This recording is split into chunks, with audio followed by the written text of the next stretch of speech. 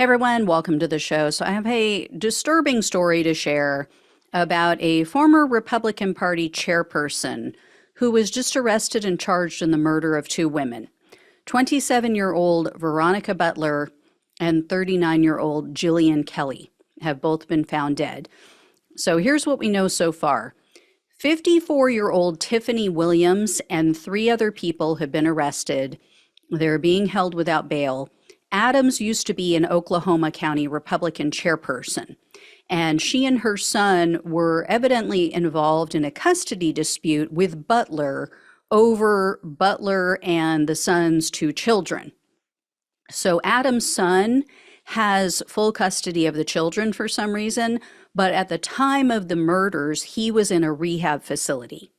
And for some reason, Butler was only allowed visitation with her kids on Saturdays.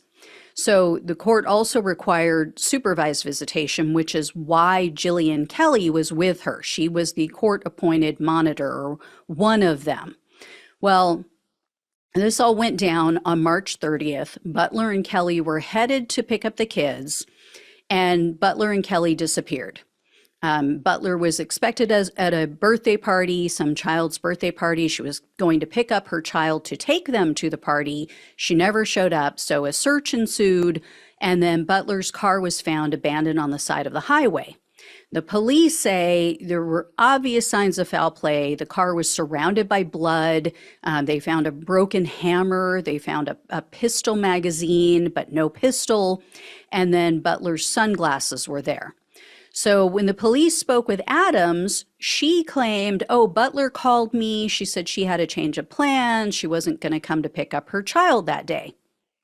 So the police knew that wasn't true because Butler had Kelly with her. She wouldn't have had her with her if she wasn't planning to see the kids. So eventually they found that the court was planning to grant extended visitation to Butler. And the police also found recordings of Adams and her boyfriend threatening to kill Butler. And then family members told the police that Adams said the custody battle was almost over because she, quote, had it under control and, quote, knew the path the judge walked to work. So it almost sounded like she was threatening the judge. And then Adams was also accused of saying, quote, we will take out Veronica at drop-off. So a total of 4 other people were allegedly involved in these murders, but only 3 of the other 4 have been arrested so far. Adams' boyfriend, which is Tad Cullum, a woman named Cora Twombly, and her husband, Cole Twombly. There's another man who has not been arrested. So as of now, Adams and the 3 others have been charged with first-degree murder, kidnapping, and conspiracy to commit murder in the first degree. And Cora Twombly admitted to her 16-year-old daughter that they killed these women. Cora Twombly apparently told her daughter that Adams gave each of them a burner phone so they wouldn't have to use their cells. And BBC News is reporting that Adams purchased 5 stun guns. And Adams' internet history showed that she was searching for terms like taser pain level, gun shops, prepaid cellular phones, and how to get someone out of their house. So on the day of the murders, the Twomblys told their daughter, they said, oh, we're going on a mission. And then the daughter told the police her parents got back to the house around noon, and they told her, quote, things did not go as planned, but they would not have to worry about Butler again. Cora Twombly said the plan was to initially to throw an anvil through Butler's windshield. They said we were going to try to make it look like an accident. And then they were going to divert the women to an area where Adams and her boyfriend and this other man who hasn't been arrested were waiting. So the police recovered the burner phones, and investigators say that the data on the phone shows that they were at the location where Butler and Kelly disappeared. And then apparently they tracked that data. They found that they traveled 8 miles away. And ultimately, that is where the investigators found these women's bodies. It was in a hole. And according to Twombly's daughter, this wasn't the first time that they planned to kill Butler. She said they tried to lure her out of her house back in February, and it didn't work.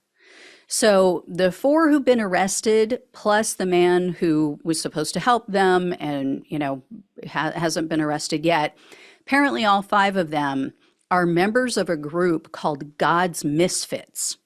And according to the police, this is an anti-government group with a religious affiliation.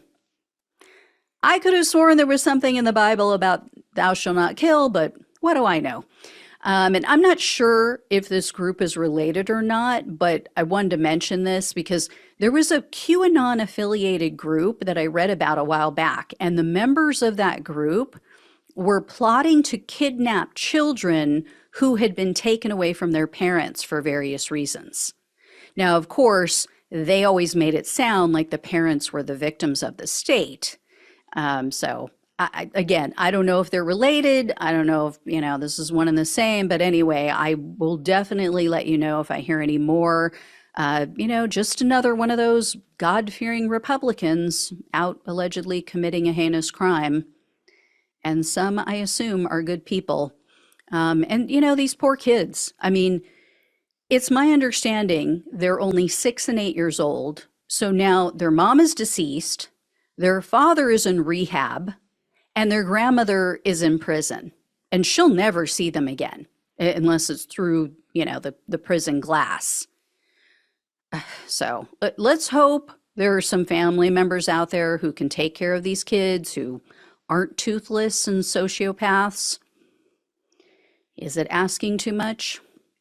Anyway, I will let you know, like I said, if I hear any more. Thank you all so much for watching and listening.